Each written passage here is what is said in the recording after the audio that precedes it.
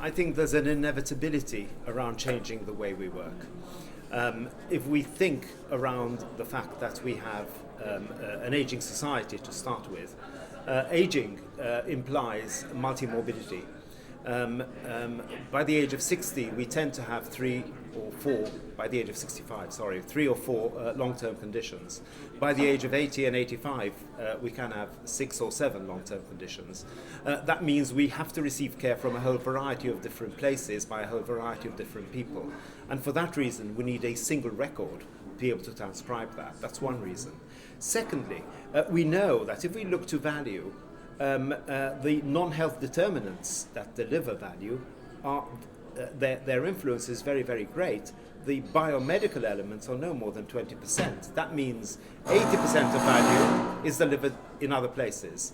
And if that's the case, again, we need to be able to have the communication to ensure that all this information and data can be collated around the person to deliver the precision, personalized healthcare that I think all of us as citizens will require. I think it offers some solutions. For example, a single version of the truth is one solution. The fact that by aggregating data you can gain insights and deploy everything from machine learning to artificial intelligence to all the other things we talk about is a second. It also brings some challenges with it, and one has to manage the challenges. Physician burnout, nursing burnout is a significant problem. Unless it's managed, technology can overwhelm a clinician. Doesn't need to, but if it's misapplied, it can overwhelm people, and we have to ensure that doesn't happen.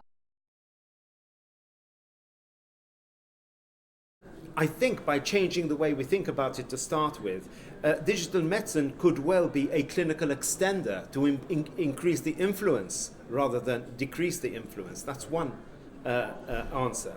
The second answer is around clinical decision support.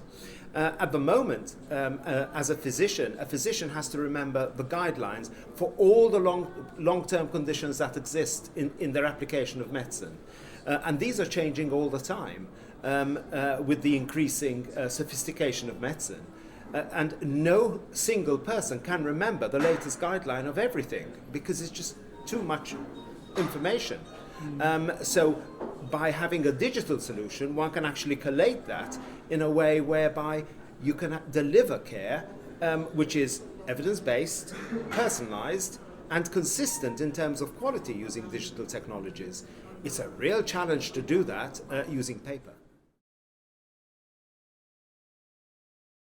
I don't think you can deliver precision medicine without digital transformation, because this is about utilizing the data you have to deliver a more personalized solution.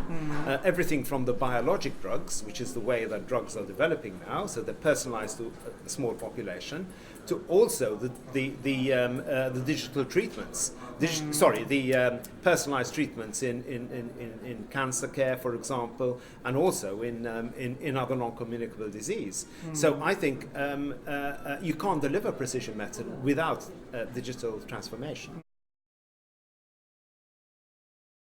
Now that's a big question.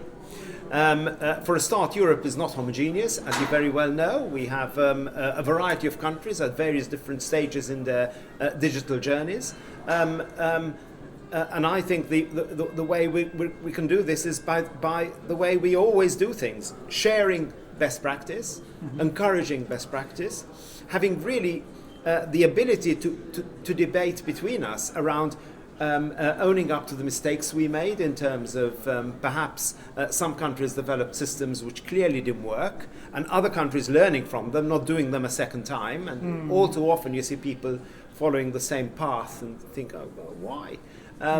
So I think by learning together, by sharing our failures together, and by celebrating our successes together, and understanding this is a shared journey. The new world is one which is wholly interoperable, and no country is an island on its own.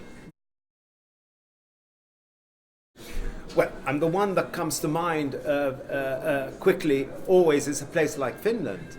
But why Finland? I think there are some reasons. One, they've been doing it probably longer than everybody else, so it's been a very long journey.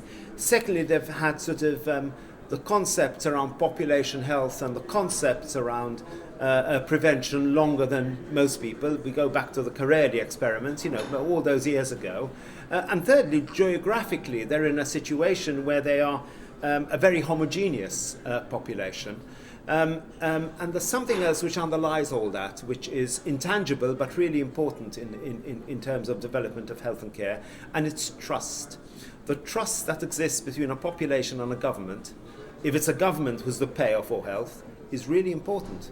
And in a country like Finland, there is a high element of trust that exists within the society that can't be said to be the same in all other countries, not only in Europe but outside of Europe as well. Now that's the biggest question. I think by baby steps, and secondly by transparency.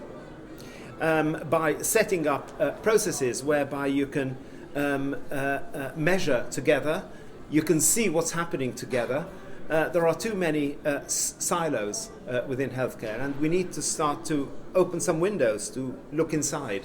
And the more windows there are and the less doors, the greater the chances of success.